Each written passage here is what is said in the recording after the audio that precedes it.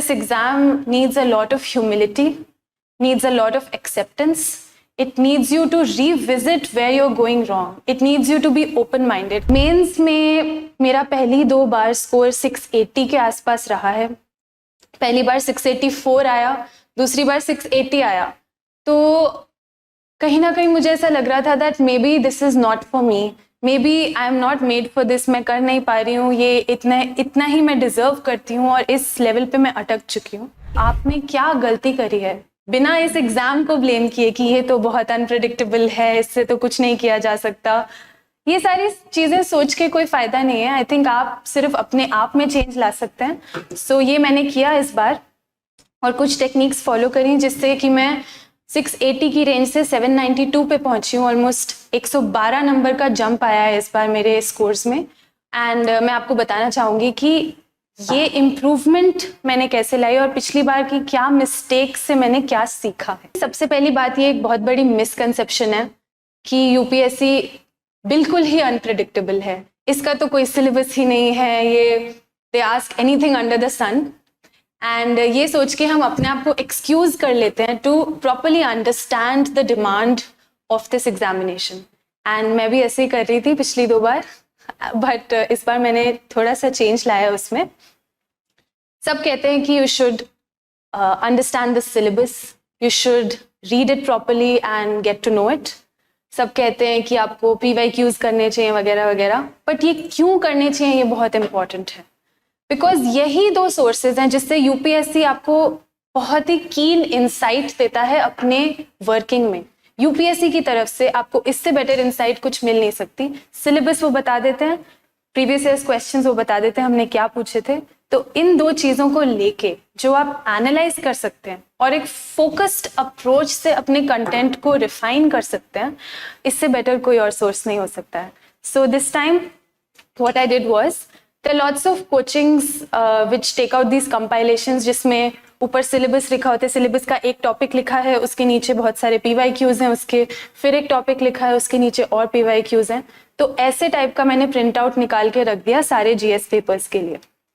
And हर समय prepare करते हुए इसको रेफर किया ताकि I don't get too sidetracked. I don't start preparing for something which is unnecessary, and I can focus on the things which are most important. And when you keep reading them and if you keep revisiting these, a pattern starts forming in your mind and you start training your brain to think like the examiner, to know what is important, what I should focus on, what is not important. Even आपको ये newspaper reading में बहुत काम आएगा क्योंकि newspaper पढ़ते हुए इतना लंबा न्यूज़पेपर होता है, उसमें कितनी सारी टाइप्स की न्यूज़ आती हैं. बट कैसे उसको फिल्टर करना है एंड कैसे उस चीज़ पे ध्यान रखना है कि ये चीज़ है जो यूपीएससी को इंटरेस्ट करेगी और ये चीज़ है जिसको मुझे प्रिपेयर करना चाहिए, वो सिर्फ और सिर्फ आपको सिलेबस और प्रीवियस ईयर्स क्वेश्चन से आएगा. सो ये चीज़ मैंने करी, सिलेबस एंड PYQs. ठीक है.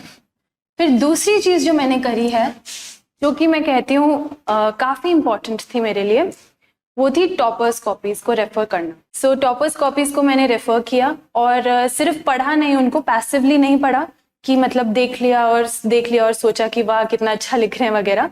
उससे सीखना बहुत ज़रूरी है.